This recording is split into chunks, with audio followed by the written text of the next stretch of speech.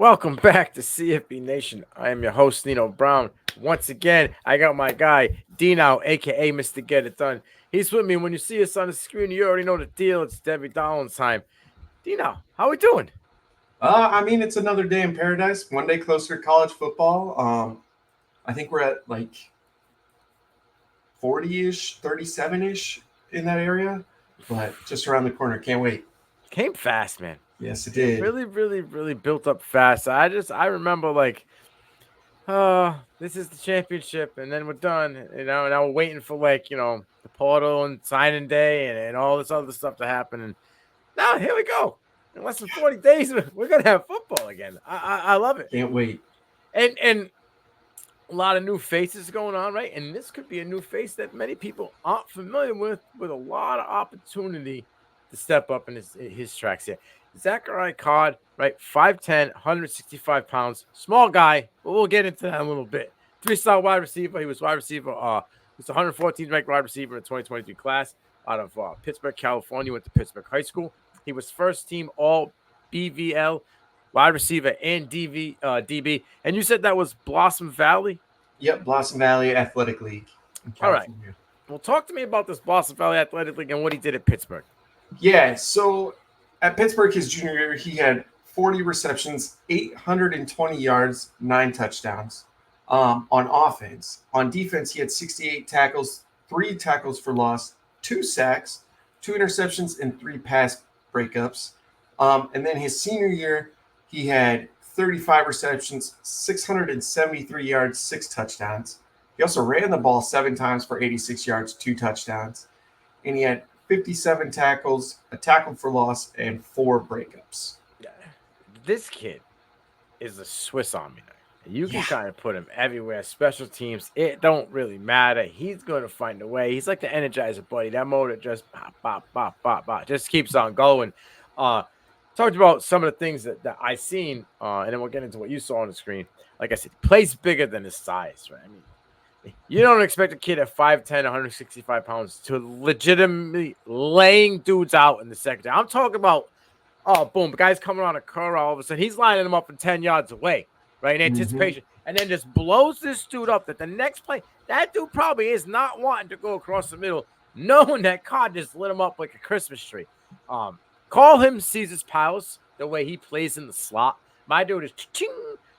He eats in the slot all day. Zeke Elliott meme, but that bowl is cereal. This guy, you know where he's going to be. You just really can't stop him. It's crazy. He gets off the line of scrimmage. That first step up line of scrimmage is filthy. And sometimes it's like the subtlest little thing, and already he's on you. He's on the side of you. Oh, shit, man. I thought I had him. Nope. You blinked. You sneezed. You looked down in a blade of grass, and this dude just got right by you. He has more weave than a Nigerian hair shop. This dude is just weaving through traffic like LA traffic in a Maserati. It's just going, doing this thing, like catching the ball in open space. God bless. He's shifty, great vision. Like I said, on offense and defense, his vision is elite. Dino, what are some of the things that you saw? Yeah, so first thing I saw is the angles he takes. They're super crisp and precise. To add on to your comments, I will say he has more wiggles than the TV show. You kind of hit this with talking about his defense. He is a physical player. I think that's one of the best things that separates him from a lot of people.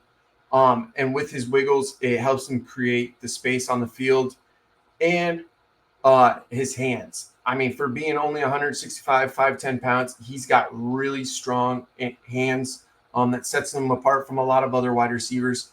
And the one thing that I love the most about him is he's a special teamer. Yeah. He gets on the field any way possible to help his team.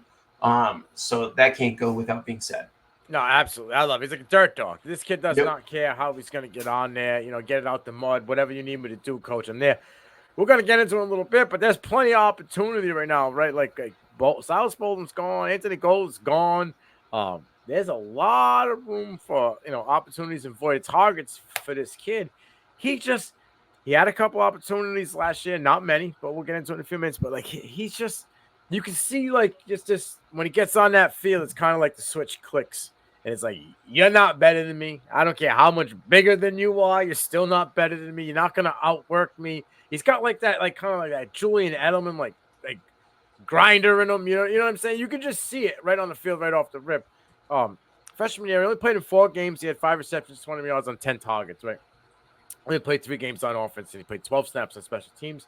And you can play him out wider, in the slot, but last year they had to use him where they had to use him. They were kind of undersized. Anthony Gould is not the biggest guy either. He was all over the field, which is crazy. Gould played out wide and in the slot. 32% in the slot, and he was like 68% out wide. But he had an 8 out of almost 12, okay, which is something you want just to keep an eye on. Talk to me. We said, there's a lot of voided targets with Gould and Silas Bolden gone. And then they're kind of in a room that don't really have much experience in my eyes, in my opinion. Talk to me. Yeah, so like you said, the big dogs have left. In that wide receiver room, you got David Wells Jr., who only had 1 reception for 6 yards. Then you have Jeremiah Naga. I'm sorry if I say that wrong. Yeah. 8 receptions for 113 yards, 2 touchdowns. Then you got the Michigan transfer Darius Clemens, who had 4 receptions for 40 yards over 2 seasons. Then you got a couple freshmen. You got Malachi Durant, and then you had Jordan Anderson, who his senior year in high school had 77 receptions, 995 yards, and 9 touchdowns. So it's kind of, I don't want to talk down on these other guys, but for the younger guys, it's between Card and Anderson, I feel like, to be that future alpha, just in my opinion. I mean, they went out and they got Wells. I think he was, I want to say he might have. No, it was Darius Clemens, right? He was the Michigan guy. Wells was there last year. Darius Clemens, they brought him in from Michigan, right? So, Big Ten guy, but we've seen what Michigan's done. Like, yes, I understand Roman Wilson went on and Cornelius Johnson went on the NFL, but in college, they really weren't crazy all 4 years of their career, right? They just happened to have one good year and got themselves to where they need to be. Talked about 40 targets. Golden had 54 receptions. I mean, Gould had 44 receptions. Cyrus Bolden had 54 receptions. And Jack Felding had 29.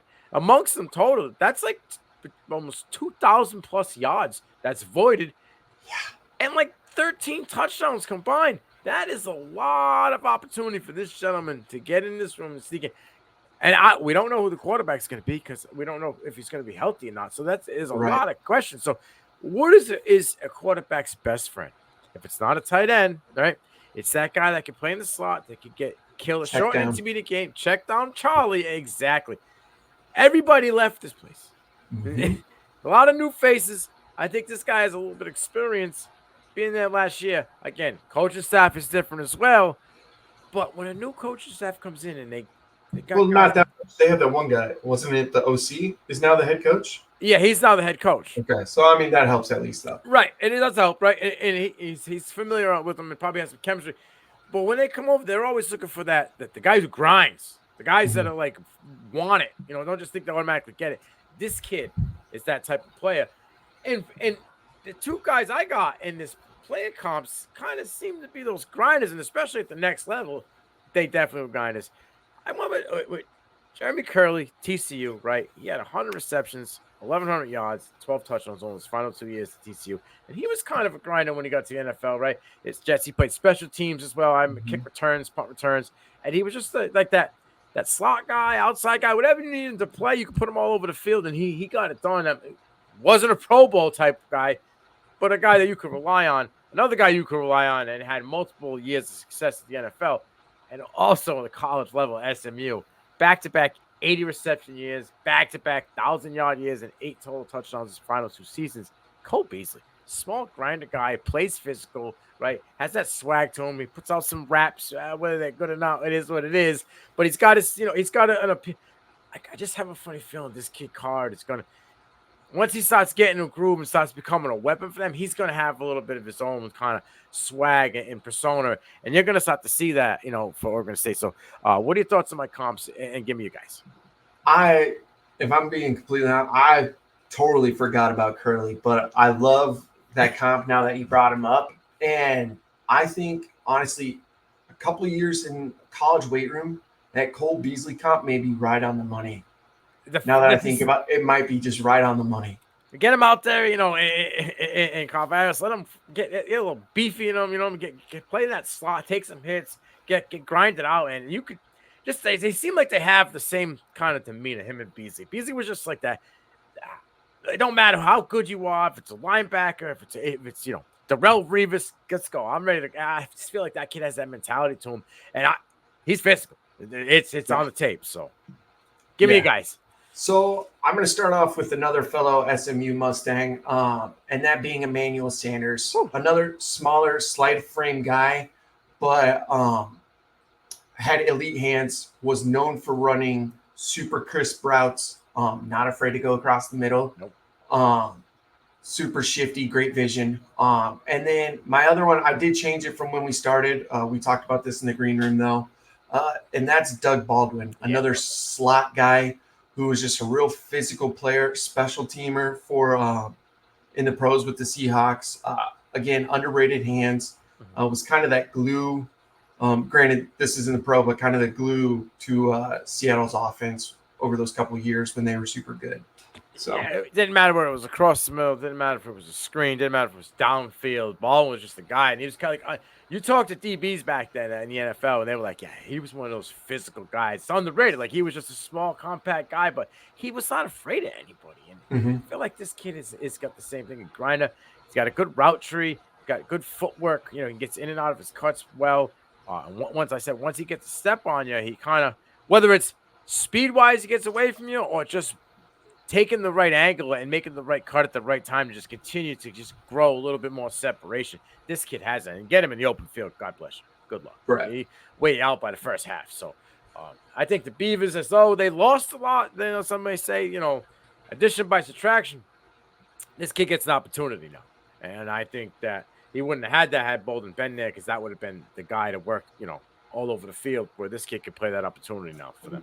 That, and with the Pac-12 being no more, them playing more of a Mountain West conference schedule too, may get him more opportunities to make plays down the field, I feel like, and become scores should be higher. Yeah, I agree. So I mean, hey, sky's the limit. Just know, July 14th, when we brought to light Zachary Card, he would be the guy to step up for these Beavers and be this kind of workhorse grinder guy.